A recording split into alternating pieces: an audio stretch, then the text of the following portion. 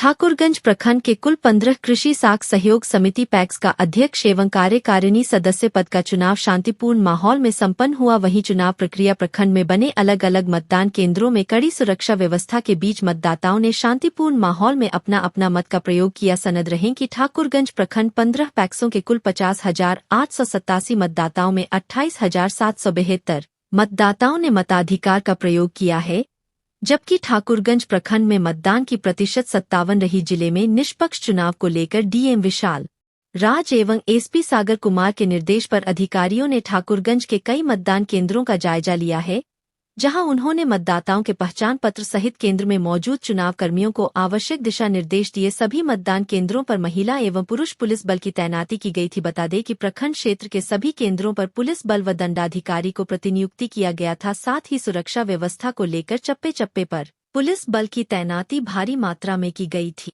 ताकि निष्पक्ष रूप से पैक्स चुनाव संपन्न कराया जा सके। चुनाव को लेकर सर प्रशासन की क्या कुछ व्यवस्था रही है? चुनाव को लेकर प्रशासन की व्यवस्था तो आप लोग देख ही रहे हैं, सभी जगह पर्याप्त मात्रा में बल है। सभी वरीय पदाधिकारी भ्रमण कर रहे हैं क्षेत्र में, और अब तक जो है चुनाव शांतिपूर्ण हुआ है और अब तो चुनाव ख़त्म पे है। सीनियर सिटीजन के लिए क्या व्यवस्था किया गया था आप लोग के द्वारा? सीनियर सिटीजन की व्यवस्था था, उनको वाहन उपलब्ध कराना था लाने के लिए बूथ पे, तो सब किया गया। सर ऐसा देखा जाता है कि जो है एक सीनियर सिटीजन है आपके विपुल डांगी स्कूल में ही जो है जो वोट पड़ रहे हैं, वहाँ व्हील चेयर तक उनको नहीं दिया गया। काफ़ी दिक्कतों का सामना करना पड़ा सर उनको। वहाँ अभी हम गए नहीं हैं, देखते हैं, पता करते हैं, पता करके। बहुत सारा ऐसा बूथ में सर सीनियर सिटीजन लाइन में घंटा तक खड़ा रहा, फिर भी प्रशासन ने इसका मदद नहीं किया। प्रशासन मदद नहीं किया, मदद मांगी नहीं होगी। प्रशासन को बोलने के बाद ये बोला कि प्रशासन के पास जो है व्यवस्था नहीं थी सर व्हील चेयर की। अच्छा, देखते हैं, इसका हमको जानकारी नहीं, संज्ञान में नहीं। Thank you. सर क्या चुनावी मुद्दा रहा कि किन मुद्दों को लेकर जो आप वोट किए हैं?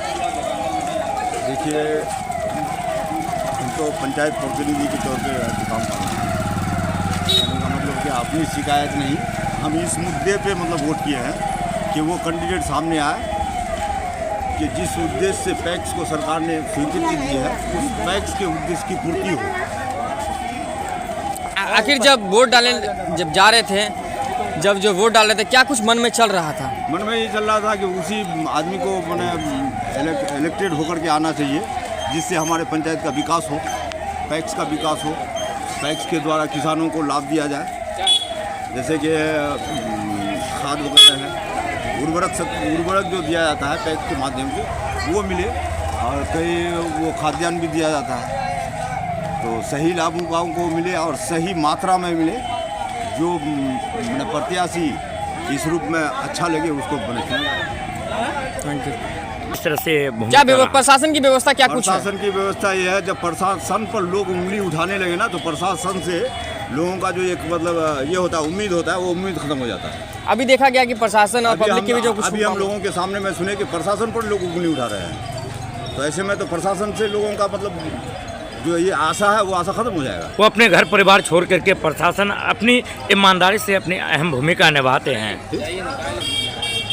अहम भूमिका निभाते हैं, आपके बीच रहते हैं। लेकिन पब्लिक और प्रशासन की कोई बात हो जाए तो ये काफी चिंताजनक है। जो गलत बात है तो सारा समाज उसको गलत कहता है, सारे लोग उसको गलत कहते हैं। आप खुद आकर के यहाँ लोगों को समझाने और बुझाने। यहाँ तो मान गए कि लोगों में कभी तू मैं होता है, तो हम लोग का काम यही होता है कि लोगों को समझा बुझा करके शांति व्यवस्था बनाए रखे, बस इसी वो हम लोग का काम है। क्या नाम हुआ आपका? मोहम्मद रसमुद्दीन। मुखिया जी, आखिर क्या चुनावी मुद्दा था, किन मुद्दों को लेकर वोट किया है जी? पंचायती चुनाव और चेयरमैन का जो चुनाव है ना, इसमें कोई बड़ा मुद्दा होता नहीं। लोगों का स्वभाव, कैंडिडेट कितना बढ़िया से लोगों से मिलता जुलता है, और बाकी रहा किसानों के लिए क्या फ़ायदा करवाता है, इसी मुद्दे पर होता है। अब प्रशासन की क्या कुछ व्यवस्था रही है? पूरे प्रशासन ही प्रशासन है, बहुत बढ़िया व्यवस्था है। सरकार वो इस मैटर पर बहुत ध्यान दिया है और चकचौबंद है, कोई दिक्कत नहीं है। अच्छा, इस पद से किसानों को क्या कुछ लाभ मिलता है? बहुत तरह की बात है, किसानों को खाद वगैरह के मुहैया किया जाता है, किसानों को लोन वगैरह का व्यवस्था किया जाता है। इसमें ट्रैक्टर होता है पंचायत में, जिससे किसानों को सस्ते दामों पर हल जोता हल के लिए दिया जाता है। उस तरह का और बहुत सारा किसानों के लिए जो भी है बेनिफिट। Thank you. सामाजिक कार्यकर्ता, ये मेरा सौभाग्य है कि आज 1952 से आज तक इस तरह का इलेक्शन देखने का मौका मिला। लेकिन एक चीज़ जो उपलब्धि है सरकार द्वारा हमें मिली है कि कल तक हम बाजार में जो अपने माल को बेचा करते थे, धान हो, गेहूं हो, मकई हो, लेकिन आज सरकार द्वारा दी गई ये पैसे का इंतजाम, आज मनमानी ढंग से हम अपने घर पे माल बेचते हैं। क्या आप बदलाव चाहते हैं इस बार? जो बदलाव हो गया, ये पैक्स जो है आज हम अपने घर में ही माल बेचते हैं।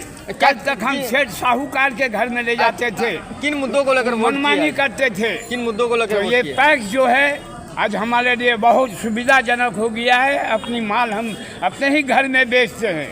और जहाँ तक हमारे इस पंचायत का सवाल है, आज के इलेक्शन का सवाल है, सौहार्द समृद्धि, यहाँ कई जाति के लोग हैं, लेकिन कभी किसी तरह का उल्लंघन, भेदभाव, जात पात, इस सब की समस्या नहीं आई। किन मुद्दों को लेकर वोट किए हैं? क्या मुद्दा है आखिर? मुद्दा है कि आज हमको अपने घर में ही अपने माल बेचने का सुविधा मिल रहा है। कल तक हम सेठ साहूकार के घर में ले जाते थे, वो मनमानी ढंग से मोनोपोली करता था। प्रशासन की बूथ में प्रशासन की कैसी व्यवस्था देखी गई? बूथ में अभी जो मैं देख रहा हूँ कि 1952 से मुझको सौभाग्य प्राप्त हुआ है इलेक्शन देखने का, लेकिन आज इस 85 साल उम्र में आज जो देख रहा हूँ, जो व्यवस्था है काम करने की, सुरक्षा की, और सब धन बल के साथ आज सब कोई अपने काम में सक्रिय है। इनके लिए प्रशासन को, सुरक्षा व्यवस्था को, इनको मैं धन्यवाद देता हूँ। क्या नाम हुआ आपका? और जो सारे इलेक्शन के सिलसिले में कर्मी आए हुए हैं, सब कोई अपने लगन के साथ काम कर रहे हैं। क्या नाम हुआ आपका? मैं काजी अब्दुल गफ्फार, एक समाज सेवी, पटेश्री, यूट्यूब वाले